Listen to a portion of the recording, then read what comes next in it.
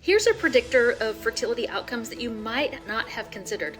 A new study was recently published in which they looked at the relationship between waist circumference and the likelihood of getting pregnant, both naturally and in vitro fertilization cycles. What they found was that the larger your waist circumference, the less likely you are to get pregnant. This is irrespective of BMI. So even if you have a higher BMI, but you don't have a lot of belly fat, it may not be playing as big of a role as this large waist circumference and the association of belly fat. So let's talk for just a minute about what are the causes of belly fat and what can we do to prevent it or improve it.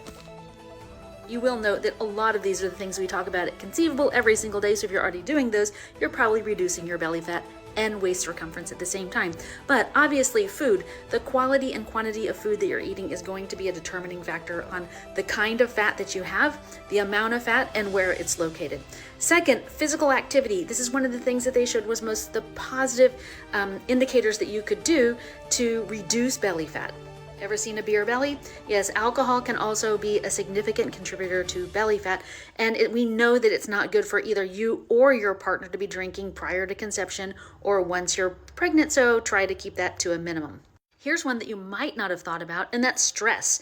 You might think, well, how does stress cause belly fat? But what happens is when we're really stressed, we pump out a lot of adrenaline to try to give us energy to defend against whatever threat our body perceives. But then we produce a ton of cortisol, and the side effect of cortisol is actually belly fat, because if we think we're in a super stressed or dangerous situation, we want to put some belly fat on for resources and reserves for longer down the line in case we have to. Sleep, which is one of my favorite topics to talk about, especially when it relates to fertility and miscarriage and energy production, is also a big factor in belly fat, because when we're not getting enough rest, again, our body thinks we're in a stress state. We pump out a lot of adrenaline, then we pump out a lot of cortisol, and we produce a lot of belly fat. But also, when we're not sleeping well, it can disrupt the chemicals and hormones that affect appetite and feeling full. And smoking, but we know that smoking for both male and female partners is probably the single worst thing that you can do for your fertility. So if you're already smoking, use the app Yes Quit. It's free and it's very helpful because it helps to deal with the psychological part and the physical part of smoking. And last but certainly not least, aging. As we age, digestion and metabolism become less efficient, and what happens as a result of that is we start to put on more belly fat. What can you do?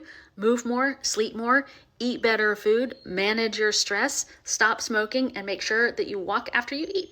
You can also use things like pure myo-inositol to help stabilize blood sugar, which can also make effect on belly fat. I'd love to hear your thoughts on this. Leave them in the comments, and otherwise follow along for more about getting and staying pregnant naturally.